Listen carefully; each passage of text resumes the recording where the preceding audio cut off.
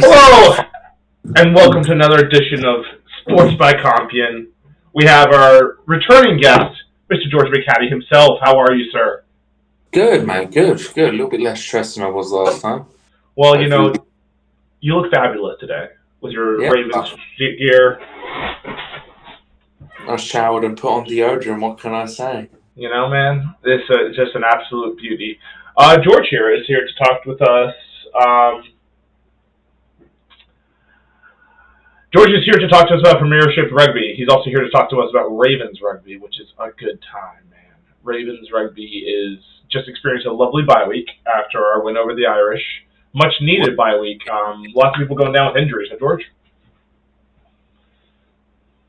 Yes, mate. Yeah, it's been pretty brutal, to be honest. It's been a tough season for not many games as well. Yeah, it's just been physical as hell. So a lot of the boys are going down with injuries, but we got 2 games. Excellent opportunity to finish 5-1. Provide a little confidence for the boys going into the fall season, and of course the 7 series, which is happening as well. So yeah, a lot of excitement going on with the Ravens. We have the 7 series coming up as well, which is the D3 Daddies. Will be traveling around parts of Illinois as well as Wisconsin, playing rugby there as well. Ravens combined with Northwest Indiana, Peoria, and probably some scattered people, but mostly just those 3 teams. George, will you be attending some of these 7 tournaments this year, summer? I'll give them a go. I do like 7s, but it is a long fucking day. Yeah, it sure is. Well, it's a rugby day, as every Saturday usually should be.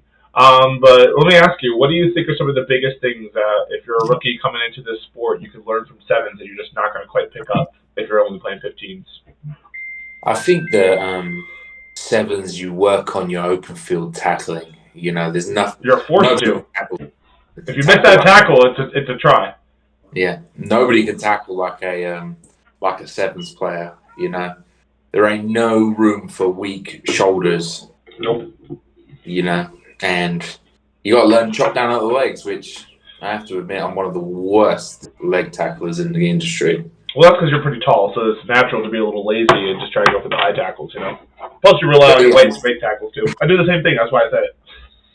I'm tall and pretty strong, so I quite like enjoy going chest to chest with people. But exactly. I've seen you make a lot of those tackles, and they're useful on the goal line, that's for sure. We talked about impact tackles last time, how they're not necessary, but you should go back and watch the McHattie tape.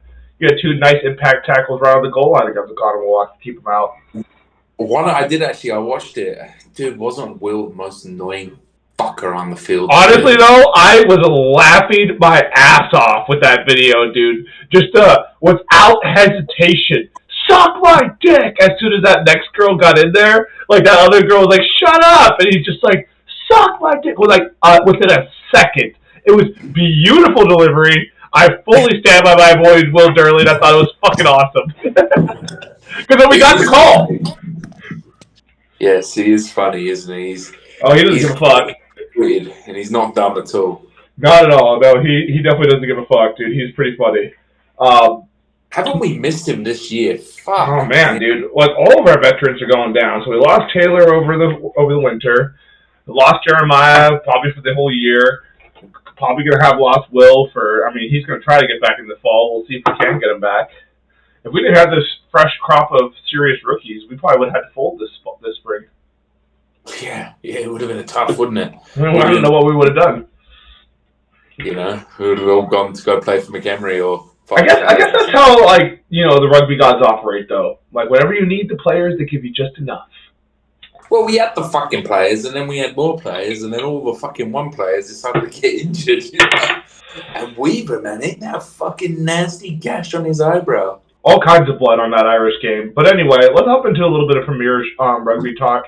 I've seen some scant highlights of this, George. I have no fucking clue what's going on. Although I do semi-recognize some of these teams, and I'm sure I'd recognize some of the players. Let's hop into this first semi-final game because there's 2 semi-finals, obviously headed into the final here. So head-to-head, Saracens have 42 wins. It seems that they are the ones to win this. Or what am I looking for here? The overdogs? You'd be dumb money against Saracens, to be honest. The favorites. What was that?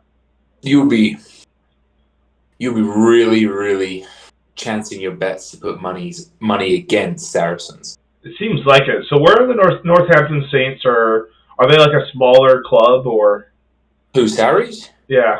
Fucking huge. There. No. I mean the Saints. Oh, the Saints. They're an old club, They're real an old old. club. Okay. They're fucking lightning quick. They've got a nice Southern Hemisphere coach who really wants people to move the ball around quick. And I feel like that's that New Zealand Australian way of playing, not necessarily South African, because South Africa is essentially English rugby, is crash it up with the big boys, get the game line, pass it to the fast people who go score or go make 20 meters on a fucking one single run.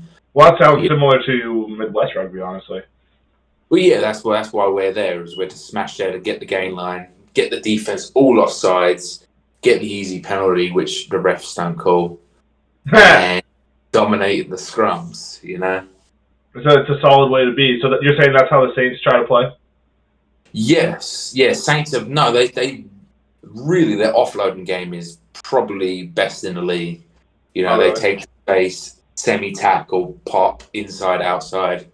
And then really that makes, because even if there is a covering defender, that player has made 5 meters, 5 yards, 10 yards. And, it's fucking really quick, really good to watch. Club rugby isn't like international where it's just very much the same game week in, week out, but you're just representing your country, Yeah. But is Marcus Smith on any of these Final Four teams? No, they didn't make it to the. Who's he on again? Harlequins. Okay. That's my home team. Oh yeah. I watched them a couple of times. Fantastic club. Really, really. They've just got good, loyal fan base there, and they're really involving with the community. And no, they have a fantastic system. That's cool. So as far as these Final Four teams, I know the Irish are pretty good. I've seen them play a couple games, and usually pull out the win. So what are some of these teams doing to have gotten to where they are? I imagine this is a super competitive league. Sale, where he was, there was between 5th and final place, there was something like 2 points difference. Wow. England has a revolving league as well, so the bottom 2 teams have to play a playoff, and the one that loses that game gets relegated. So it's a fucking punishing league. Huh. Every game means something, which is great because it's called, what is it called? It's a relegation league. All games matter, whereas ring fencing, where all the leagues are sort of just there. Okay. And they don't like what the Irish have, and I'm guessing what America has, Ring fencing is when the leagues are like what the NFL is. Even at the bottom of the table of the NFL, another team wouldn't take that person's spot. Yeah. Okay. Yeah. I see what you're saying. Yeah. Most professional sports in the States don't do that. And I'm guessing, with the NFL, some games are okay, this doesn't even matter. The game doesn't necessarily matter because you're not playing for playoff spots, or you're not playing to stay in the league. So some of them are just dead rubbers. Huh. It's a good point. I'm sure it does. I've heard this argument before, and I do think it's a good one. Especially with the thing with Major League Rugby, there's only so few teams anyway as it is. So they're, I'm sure, struggling to get their numbers right and to provide legit competition out there with who they have. So I don't know if they have enough to be circling through. Well, what we play in Division 1, Division 3, Division 2, Division 1, Division 4, we all could get relegated and promoted to a different league. Yeah, now that would make sense. But with America, you have to be the dominant team in the league for a little while before you take that next step up. That's what Fox Valley did, right? They took they went up to Division 2, then came back down, and now they're back up there again. It looks like they're going to stay there now. But yeah, you're right. That is kind of how it goes. It should be every year. The Riot should have come up, and one of probably be Fox Valley should have come. I guess a couple of years though. We've always kind of handled Northwest Indiana, so they would have already had gone down, and I guess the Silverbacks or whoever else would be up. Yeah, that would be. I don't even know who's out there dominating Division 4. Do you? No, I wouldn't even. I want to see how McHattie does. You know, I'm curious too. I mean, they're a brand new team, so that is the newest opponent for the Rockford Ravens. So, or they're not D3. Although I heard one thing. I heard that they beat the Woodsmen, and I was like, "Oh, okay, we got to take this seriously." Skip did some. Hold on. So Skip did some more digging on it, and it turned out it was something like they had. It was something like the D3, like the backups from Woodsman, or maybe it was after a game, and it was like, a lot of the D4 guys from the Riot were in the game too. So a lot of variables here, which in my opinion, I think we're going to destroy these guys. Because we got to be confident out there, George. Tired of all this, all like, oh, we're going to stay good, we're going to get our. Fuck that, dude. We're good. We're going to kick the shit out of this team. No, man, no. I have faith for this team, to be honest, the one we've made. And we've properly designed these rookies as well. There ain't no negative fucking player talking in their ears. No, we have a really positive group right now. Yeah, a lot of the Ravens, even if that is a potential person in your position, you want that person to be as best as, a lot of rugby clubs is like, you're not taking my fucking jersey, get the fuck out of my face. But it's not that. It's no, and we have too many injuries and too many craziness, and I think the vets know that, so they're never changing the new guys. Yeah, well, yeah, that's it. We all want to win. I was listening to a podcast this morning, and it was like this team up in Scotland. I believe it was Edinburgh. This player was saying that they have every year it's about 50 to 65 players that they rotate into their first team. Wow. Must be nice. Fucking huge. Must be nice. Well, you can't compare European rugby to American rugby, Well, what's crazy is I guess it's the population density is way more intense there in Europe, but still, there's way more Americans. There's just so many Americans, and they just don't want to play. Most of them have played football, and by the time they graduate, they're just like, nah, dude, I'm not fucking getting involved in anything that can hurt my knee because it's already fucked from high school. Isn't it fucking stupid? Well, the thing is, though, is American football coaches, they don't give a fuck if their player is 10, 20% off.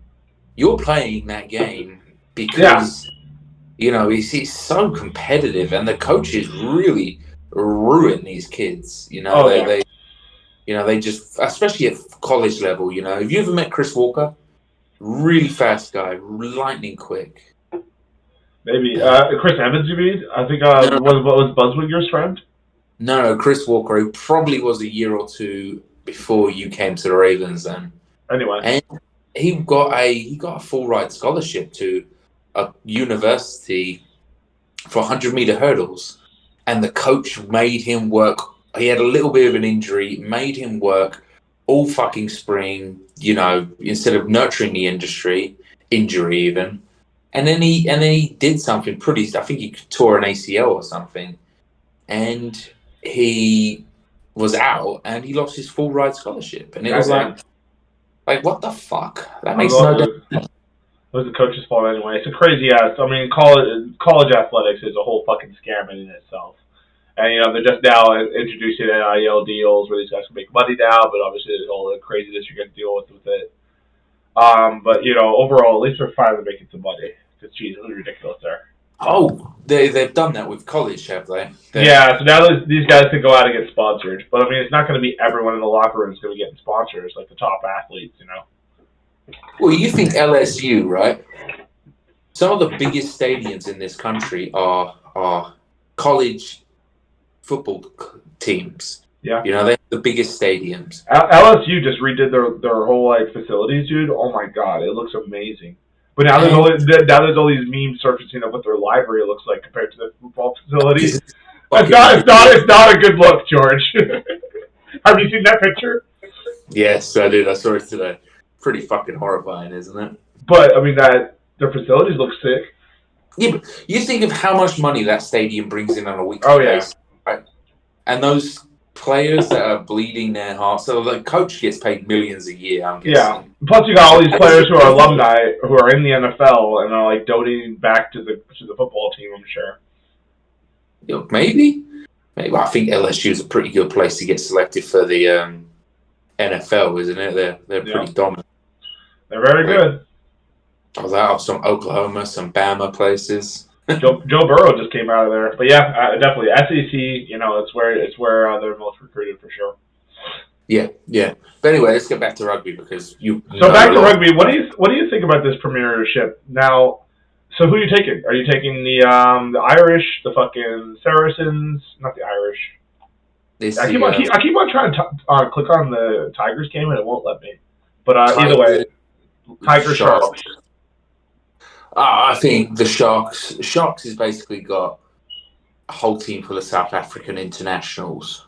Because the South African currency is a lot less money than the British pound. So they come over to England, earn a pretty penny, and send all their money back to their families in South Africa. Because is that a big controversy over there? Not really, because you look at the Premier League soccer.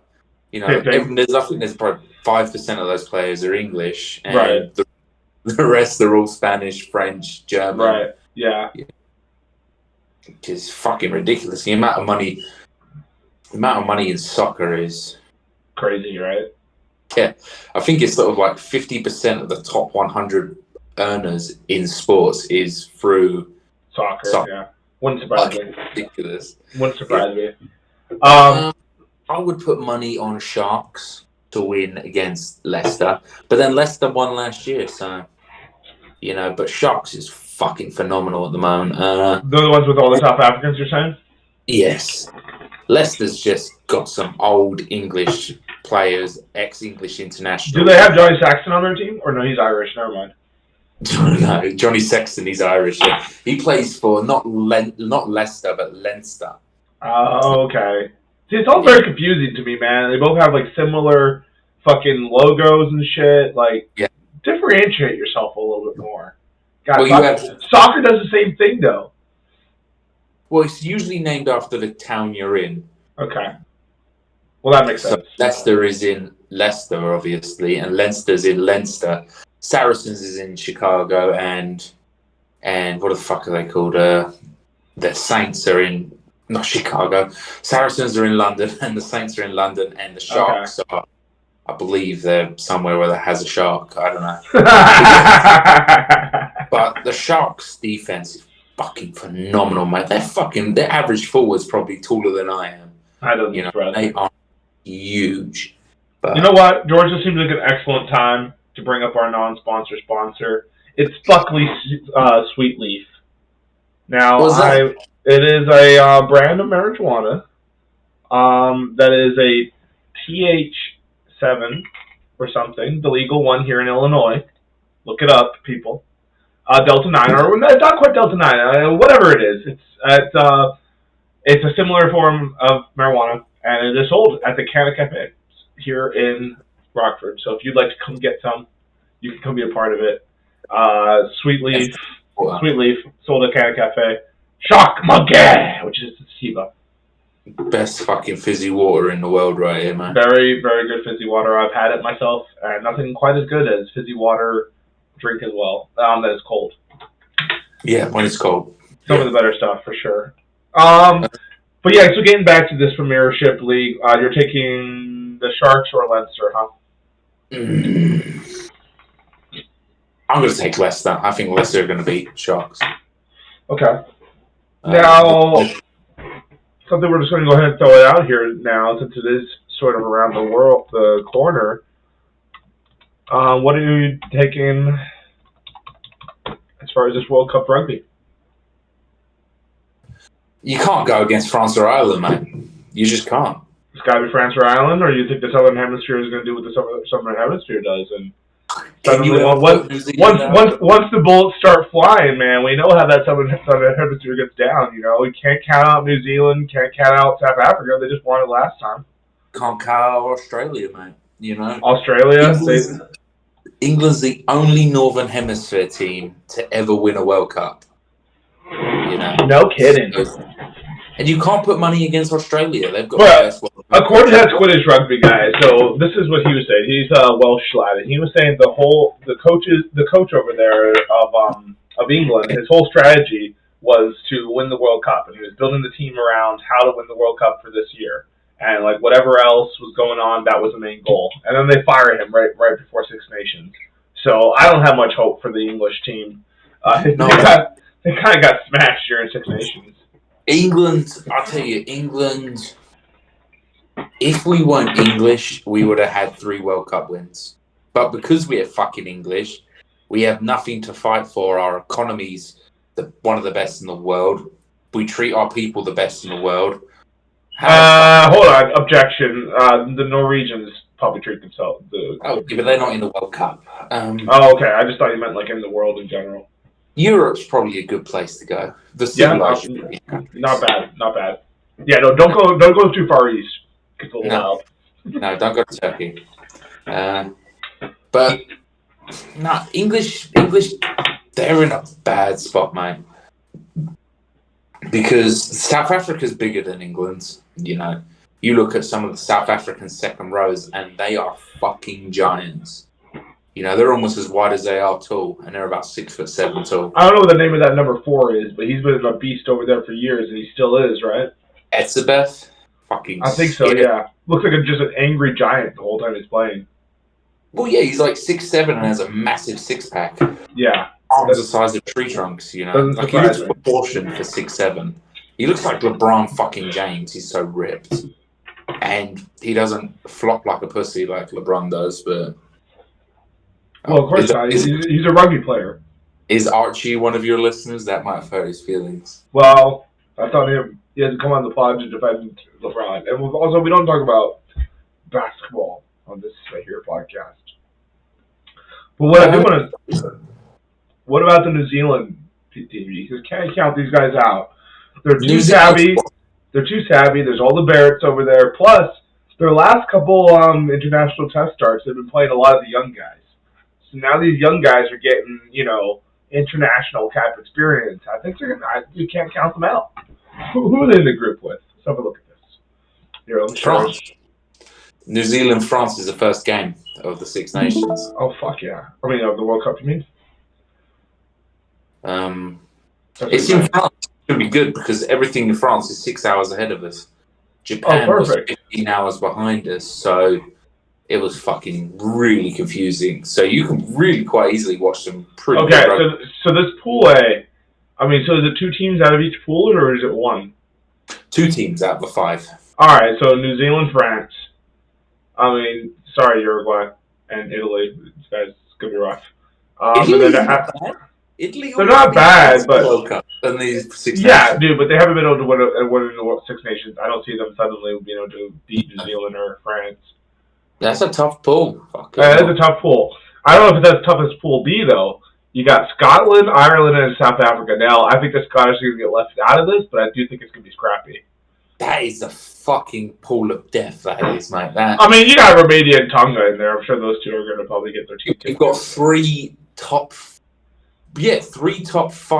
Now, this might be the most competitive pool right here.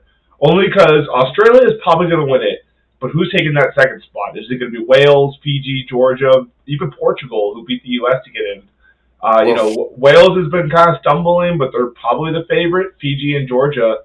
I don't know about Fiji's 15 team, but they're fucking dominant when it comes to sevens. And then Georgia has been playing some phenomenal rugby over the last couple of years. They've been trying to get into Six Nations. They're a very good team. Do you know? I'm gonna bet money. I'm gonna do it. I'm gonna do France, New Zealand, obviously our pool at A. I'm gonna say Ireland, West, and South Africa at Pool B. I'm gonna say. Wait, no, it was Ireland, South Africa, Australia, Fiji. You're gonna take Fiji, huh? Well, Wales has gone bankrupt, so. I think I'm taking Georgia. I think I'm going to take Georgia. This is disrespect. This is disrespectful to the Welsh, but dude, Georgia's been playing some really good 15s rugby lately. They absolutely dominated that Euro Cup they're in. They destroyed any team they went against. Granted, it was like Germany and such, but still, they're looking very good. I haven't really seen much from the Fiji's 15s, to be totally honest. I know they dominated in sevens, but I've heard their 15s isn't as good. They are a fucking horrifying team. Are they? All right, so they're probably going to take it then. I'd love to see Georgia take it, though. Me too. But no, actually, I want to see Fiji do well. Because the Pacific Islands, Fiji, Tonga, Samoa, they are the best rugby nations in the world. They produce the. You look at any team and you go, oh, Manonu, fucking Tongan. You go to England, you've got the Vunapolas, Tongan. You've got Manu Tuilangi, fucking Samoan. You go to France, there's a fuckload of Tongan and Fijian players there. They are literally the best rugby nation in the world. Fucking scary. Like, I believe it. All right, well then, so they're probably going to come out as Pool C then. What about Pool D? So now I think it's going to be England, Argentina, but I really think Japan could surprise a lot of people and hop in there. I mean, they went pretty deep last World Cup. Granted, it wasn't Japan, so they had that advantage, but they've been surprising some of these tier 2, tier 1 teams and making it very close games. They had a very close game against New Zealand recently. I think this Japan team is primed to make some noise. I think they might beat out England, George. I hate to say this. What do you think? I wouldn't put money against England losing to. England's very good against teams that aren't as good as England. England will lose 50% of the time. If you were to say England, Ireland play 10 times, Ireland will win 7, England will win 3. Okay. If you were to say England, New Zealand, over the last, I believe, 6 years, England and New Zealand have won 50% of each other's games and one resulting draw. You can't count England out. You really can't, because fuck me, the pedigree in England. You've got Owen Farrell, 100 plus caps, over 1,300 points for England. You've got probably 4 to 5 of the best players in the world are in England on their day. Obviously, the Rugby World Cup's I believe 5 or 6 week monster tournament, which means you have to play 6 games back to back. Well, let's hope there's some upsets here, because then what you're saying is true. It seems like all the big dogs are going to win. Of course, that's not how it goes. So we'll find out after some of these games. But then again, I would never have thought Portugal was going to beat Germany in the Soccer World Cup. So right. No. But right. But then you got Australia, Georgia for the opening match. So that's going to be a chance for Georgia to prove themselves. But then it's England. It's always plays first, so it'll be right. I'm just saying for within that pool's opening match. Oh yeah. And then you got England, Argentina kicking it off for Pool D. Now that's going to be interesting, because I think that will prove who's probably going to ultimately win the pool. So definitely, yeah. But then Japan fucking have one game where they beat South Africa and one game where they beat Scotland and fucking Ireland. So you can't count them out. It's going to be interesting. Argentina's solid. They're looking fucking scary good. Yep. This is going to be a pretty nasty World Cup. All these teams are looking very good. It is. You know what it is, usually you would have had the 5 teams. You would have South Africa, New Zealand, Australia, England, France. They're the 5 teams over the last 20 years previous to, 4 or 5 years ago. Those teams were by far the most dominant teams in the world. Like, England can lose to Wales on its day, but usually England's better than Wales over the course of a 10-game match, or 10 matches. Right, England right. 70% of them, but now it's all the top 10 table. They can all beat each other. Yeah. Maybe let's say top 7. So you could have the 3 big giants from the Southern Hemisphere, and probably 5 out of the 6 nations. They could all beat each other. Yeah. Maybe not Wales. Okay, let's just say the top 6, because fuck the Welsh. But they can all beat each other. It's a good time to be watching some rugby. Hell yeah, dude! This World Cup's gonna be wild. So that shit kicks off in September. So early September, this will be kicking off. You're damn right, Sports.com will be covering the fuck out of it, man. Well, we're in the midst of our fall season too, which will be a big fall season for the Ravens, I think, this year, George. Yes. Yeah. I think we should. I don't think we should get our hopes up too high for the full season because a lot of, a lot of injuries. Look, dude, I'll be happy with 3-3. I don't have crazy expectations. I just want to beat the Woods. I just want to beat the Woodsmen in Lake County. If I can beat those two guys, and of course Northwest Indiana, if we can beat those three, I'll be happy. Are we at Peoria this year? Yeah. Fuck, that's a tough game. Yeah, that's not gonna be good. So that one, the Riot, Blaze, I just don't think we're there yet. But Lake County, the Woodsmen, yeah, which gives us a good chance, but we're gonna have to show up and really show up that day. What's our first game? I have no idea. I don't think the schedule's set yet. I hope it's fucking right. I do too. I would rather get them out of the way sooner. I mean, we got to go to them too, so that's gonna suck. Fuck them. I fucking hate them, man. Fuck the Riot. Fuck the Riot. But yeah, I can't wait to play them. Anyway, we're gonna wrap this up here from Sports by Coffee coverage of the Rugby World Cup. George McHattie. We out.